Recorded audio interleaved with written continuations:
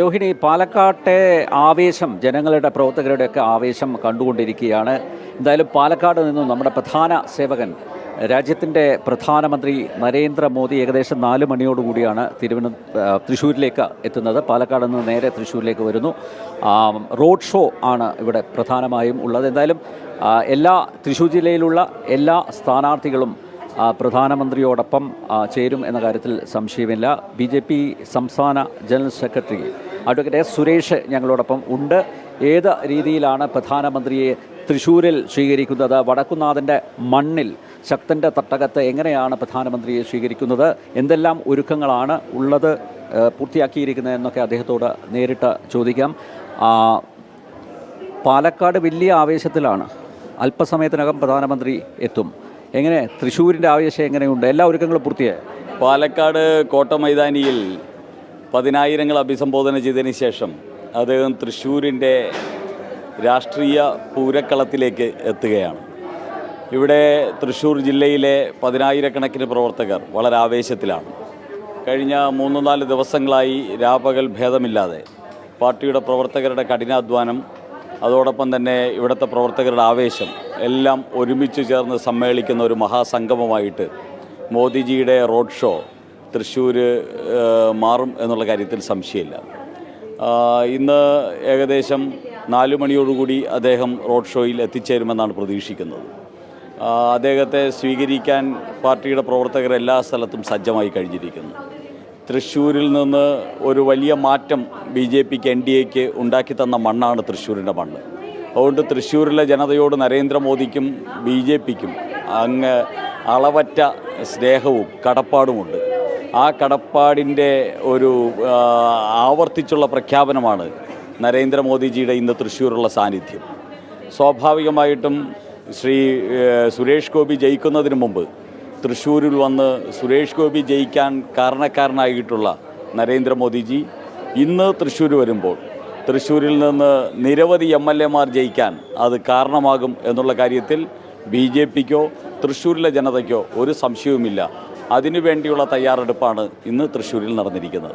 താങ്കൾ പറഞ്ഞ പോലെ നരേന്ദ്രമോദിജി വന്ന ശേഷമാണ്, ഈ മണ്ണിൽ അദ്ദേഹത്തിൻ്റെ പാദസ്പർശനമേറ്റ ശേഷമാണ് BJPക്ക് ഒരു MBA ലഭിച്ചിരിക്കുന്നത്. അപ്പോൾ തൃശ്ശൂരുകാർ പറയുന്നത്, ആവർത്തിച്ച് പറയുന്നത്, ഇതാ വീണ്ടും അദ്ദേഹം തൃശ്ശൂരിൻ്റെ മണ്ണിൽ വന്നിറങ്ങുന്നു. MLA തൃശ്ശൂരിൽ ഒരു MLA അല്ല ഉണ്ടാക്കാൻ പോകുന്നത്, നിരവധി MLAമാരുണ്ടാകും, ചില വിസ്മയങ്ങളൊക്കെ സംഭവിക്കും എന്നുകൂടിയാണ് പറയുന്നത്. ഇന്ന് യഥാർത്ഥത്തിൽ വിസ്മയം BJPക്ക് അനുകൂലമായിട്ട്, NDAക്ക് അനുകൂലമായിട്ടാണ് ഈ കേരളത്തിൽ സംഭവിച്ചുകൊണ്ടിരിക്കുന്നത്. കേരളത്തിൽ ഇപ്പോൾ തൃശ്ശൂരിൽ പത്മജ വേണുഗോപാലാണ് BJPയുടെ സ്ഥാനാർത്ഥി. കഴിഞ്ഞ പ്രാവശ്യം അവർ UDFൻ്റെ സ്ഥാനാർത്ഥിയായിരുന്നു. അതുപോലെ തന്നെ CPMൻ്റെയും ഇടതുപക്ഷത്തിൻ്റെയും നിരവധി MLAമാർ BJPയിൽ അംഗത്വമെടുത്ത BJPയുടെ സ്ഥാനാർത്ഥിമാരാണ്. സിറ്റിംഗ് MLA തന്നെ താമര ചിഹ്നത്തിൽ അരിവാൾ നെൽക്കതിരിൽ മത്സരിച്ച് ജയിച്ച സിറ്റിംഗ് MLA BJPയുടെ താമര ചിഹ്നത്തിൽ മത്സരിക്കുന്ന സാഹചര്യം തൃശ്ശൂരിലുണ്ട്. അപ്പോൾ മാറ്റം നമ്മൾ പ്രതീക്ഷിക്കുന്നതിൻ്റെ എത്രയോ വലിപ്പത്തിലും വ്യാപ്തിയിലുമാണ്. അതുകൊണ്ടാണ് ഞങ്ങൾ പറയുന്നത്, കേരളത്തിലെ 70 വർഷത്തെ ഇടത് വലത് മുന്നണികൾക്ക് അന്ത്യം കുറിക്കുന്ന പുതിയ വികസനത്തിൻ്റെ കേരളം സൃഷ്ടിക്കുന്ന തെരഞ്ഞെടുപ്പാണ് ഈ വരുന്ന 9-ാം തീയതി നടക്കാൻ പോകുന്ന തെരഞ്ഞെടുപ്പെന്ന് BJPയും കേരളവും പറയുന്നത് ഈ മാറ്റത്തിൻ്റെ വലിപ്പവും തലവും ഉൾക്കൊണ്ടുകൊണ്ടാണ്. അതിൽ ഏറ്റവും വലിയ സംഭാവന ചെയ്ത മണ്ണാണ് തൃശ്ശൂരിൻ്റെ മണ്ണ്. അതുകൊണ്ട് തന്നെ നരേന്ദ്രമോദിയുടെ തൃശ്ശൂർക്കാർക്ക് ഒരു സ്നേഹമുണ്ട്, നരേന്ദ്രമോദിജിക്ക് തൃശ്ശൂരിനോട് സ്നേഹമുണ്ട്. നരേന്ദ്രമോദിജിയോടുള്ള തൃശ്ശൂരിൻ്റെ സ്നേഹം അത് ജനാധിപത്യ രീതിയിൽ പ്രകടിപ്പിക്കാൻ പറ്റുന്ന വലിപ്പം തൃശ്ശൂരിലെ ജനതയ്ക്കുണ്ട് എന്ന് സുരേഷ് ഗോപിയുടെ 3,400,000 വോട്ടിൻ്റെ ഭൂരിപക്ഷം തെളിയിച്ചതാണ്. അതുപോലെ തൃശ്ശൂരിൽ നിന്ന് നിരവധി MLAമാർ ഏകദേശം 1,400,000 വോട്ടിൻ്റെ ഭൂരിപക്ഷത്തിൽ തന്നെ ജയിക്കാൻ പറ്റുന്ന സാഹചര്യം അത് തൃശ്ശൂരുണ്ട്. അത് ഉറപ്പിക്കാൻ നരേന്ദ്രമോദിയുടെ വരവ് കാരണമാകും എന്ന് ഞങ്ങൾ പൂർണ്ണമായി വിശ്വസിക്കുകയാണ്. ഭാവി MLAമാരോട് നമുക്ക് സംസാരിക്കാം അല്ലേ? യെസ്, ഓടി വരൂ. രോഹിണി, തൃശ്ശൂരിൽ നിന്ന് NDA സ്ഥാനാർത്ഥികളായി, തൃശ്ശൂർ ജില്ലയിൽ നിന്ന് NDA സ്ഥാനാർത്ഥികളായി മത്സരിക്കുന്ന 2 പേരിപ്പോൾ എൻ്റെ കൂടെയുണ്ട്. അവരോട് തന്നെ ചോദിക്കാം. പ്രധാനമന്ത്രി നരേന്ദ്രമോദി വീണ്ടും വരുന്നു തൃശ്ശൂരിൻ്റെ മണ്ണിൽ. അത് എത്രത്തോളം ആവേശം ജനങ്ങളിൽ ഉണ്ടാക്കും? കാരണം ഇനി ലാസ്റ്റ് ലാപ്പിലാണ് അല്ലേ പ്രചരണം. അപ്പോൾ ഒന്ന് പരിചയപ്പെടുത്തുക. എൻ്റെ പേര് സന്തോഷ് ചെറാക്കുളം, ഇരിങ്ങാലക്കുട നിയമസഭാ സ്ഥാനാർത്ഥിയാണ് NDA. മോദിജി വരുമ്പോൾ already Bharatiya Janata party NDA സഖ്യം ഇന്ന് കുതിച്ച് കയറി നിൽക്കുകയാണ്. മോദിജി ഇന്ന് തൃശ്ശൂർ മണ്ണിൽ ഇറങ്ങുമ്പോൾ ഒരു വലിയ പ്രതീക്ഷകൾ ജനങ്ങൾക്ക് നൽകും. അതൊക്കെ നമുക്ക് വോട്ടായി മാറുകയും നേരത്തെ സുരേഷ് ഏട്ടൻ പറഞ്ഞ പോലെ നമ്മുടെ ഇവിടുത്തെ പല സ്ഥാനാർത്ഥികളും വിചാരിക്കാത്ത പലരും ഇവിടെ ജയിച്ചു കയറും, പല സ്ഥലത്തും താമര വിരിയും. പൂർണ്ണ വിശ്വാസമുണ്ട്. പൂർണ്ണ വിശ്വാസമുണ്ട്. ഓക്കെ. ഉല്ലൂരിലെ സ്ഥാനാർത്ഥി NDA സ്ഥാനാർത്ഥി ശ്രീ ബിജോയ് തോമസ് ആണ് ഉള്ളത്. ബിജോയോട് ചോദിക്കാം, എങ്ങനെയുണ്ട്? നന്നായി നടക്കുന്ന പ്രവർത്തനം. ഇന്ന് മോദിജി വരുന്നതോട് കൂടിയിട്ട് അതൊരു ഹൈസ്പീഡ് പ്രവർത്തനമായി മാറും. ഉറപ്പായിട്ടും ഈ തെരഞ്ഞെടുപ്പിൽ, കഴിഞ്ഞ പാർലമെൻറ്റ് തെരഞ്ഞെടുപ്പിൽ ഒല്ലൂരിൽ 59,997 വോട്ട് താമര ചിഹ്നത്തിൽ നേടാനായിട്ട് BJPക്ക് കഴിഞ്ഞിട്ടുണ്ട്. മോദിജിയുടെ വരവോട് കൂടിയിട്ട് ഈ തെരഞ്ഞെടുപ്പിൽ ഒല്ലൂരിൽ ആ വിജയം ആവർത്തിക്കും. ഞാൻ MLA ആകും BJPയുടെ. ഓക്കെ, വലിയ കോൺഫിഡൻസ് ആണ്. ഈ ഒല്ലൂരിൽ താങ്കളുടെ എതിരാളി റവന്യൂ മന്ത്രി K. രാജനാണ്. അപ്പോൾ അദ്ദേഹത്തെ തന്നെ ഇറക്കിയിരിക്കുന്നത് വലിയൊരു ശക്തമായൊരു മത്സരം പ്രതീക്ഷിക്കുന്നുണ്ട് CPI ഇടതുമുന്നണി. അപ്പോൾ പൊതുവേ നോക്കൂ, നേരത്തെ CPI ആയിരുന്നു. CPIയുടെ സിറ്റിംഗ് MLA ആണ് ഇപ്പോൾ നാട്ടികയിൽ മത്സരിക്കുന്നത് CC മുകുന്ദൻ. അപ്പോൾ ആ ഒരു മാറ്റം ഇവർ പറയുന്നത്, പ്രധാനമായും ആരോപണങ്ങൾ ഉയരുന്നത്, അതായത് ഈ നേതാക്കന്മാർ മാത്രമേ പോകുന്നുള്ളൂ, ഇപ്പോൾ CPI ഉൾപ്പെടെ. പക്ഷേ അണികൾ ഇപ്പോഴും അവരോടൊപ്പം ആണെന്നുള്ളൊരു ആത്മവിശ്വാസമാണ് പ്രകടിപ്പം. അങ്ങനെയാണോ കാര്യങ്ങൾ? അങ്ങനെയൊന്നുമല്ല, മിഥ്യയായ ധാരണയാണ്.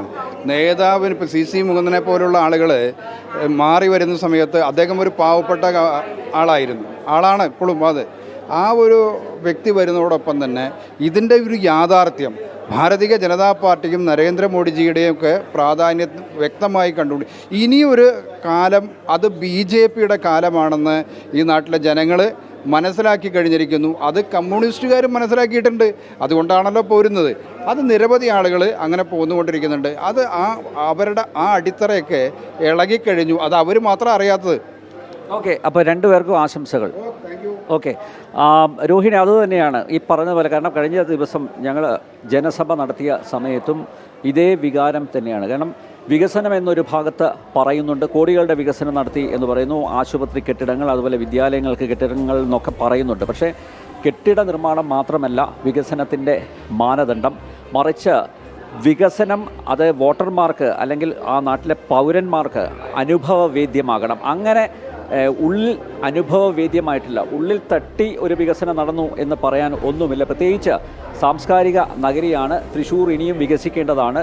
തൃശ്ശൂരിൽ സാംസ്കാരിക ടൂറിസം അത് വികസിക്കേണ്ടതാണ്. പക്ഷേ അതിനുവേണ്ടി ഈ മാറി ഭരിച്ച രണ്ട് മുന്നണികളും ഒന്നും ചെയ്തിട്ടില്ല. കഴിഞ്ഞ ദിവസം ഇവിടുത്തെ സ്ഥാനാർത്ഥി NDA സ്ഥാനാർത്ഥി പത്മജ വേണുഗോപാലിനോട് സംസാരിച്ചപ്പോഴും പറഞ്ഞത്, അതായത് അന്തരിച്ച മുൻ മുഖ്യമന്ത്രി K. കരുണാകരന് തൃശ്ശൂരിൻ്റെ വികസനവുമായി ബന്ധപ്പെട്ട് നിരവധി സ്വപ്നങ്ങൾ ഉണ്ടായിരുന്നു. അപ്പോൾ അച്ഛൻ്റെ ആ ആഗ്രഹങ്ങൾ, അച്ഛൻ്റെ സ്വപ്നങ്ങൾ അത് യാഥാർത്ഥ്യമാക്കുക എന്നുള്ളതാണ് എൻ്റെ ലക്ഷ്യം.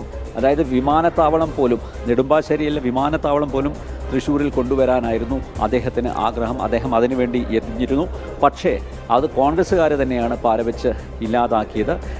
അപ്പോൾ അത്തരത്തിലുള്ള നിരവധി വികസന സ്വപ്നങ്ങൾ തൃശ്ശൂരുകാർക്കുണ്ട്. തൃശ്ശൂർ ഇനിയും വികസിക്കണം എന്നുണ്ട്. അവിടെയാണ് പ്രധാനമന്ത്രി നരേന്ദ്രമോദിയുടെ ഈ സന്ദർശനം പ്രസക്തമാകുന്നത്. കാരണം അവസാനമൊന്ന് ഇളക്കി മറിക്കുക എല്ലാവരെയും. അതായത് ഈ പ്രധാനമന്ത്രിയെ കാണാൻ വേണ്ടി എത്തുന്നത് BJPക്കാരോ അല്ലെങ്കിൽ NDA പ്രവർത്തകരോ മാത്രമല്ല, എല്ലാ രാഷ്ട്രീയ പാർട്ടികളിലും പെട്ടവർ നരേന്ദ്രമോദിയെ കാണാൻ എത്തുന്നുണ്ട്. അതുകൊണ്ട് നരേന്ദ്രമോദിയെ സ്വീകരിക്കാൻ, നരേന്ദ്രമോദിക്ക് വൻ സ്വീകരണം നൽകാൻ തൃശ്ശൂർ ഒരുങ്ങിക്കഴിഞ്ഞു എന്നാണ് ഇപ്പോൾ റിപ്പോർട്ട് ചെയ്യാനുള്ളത്.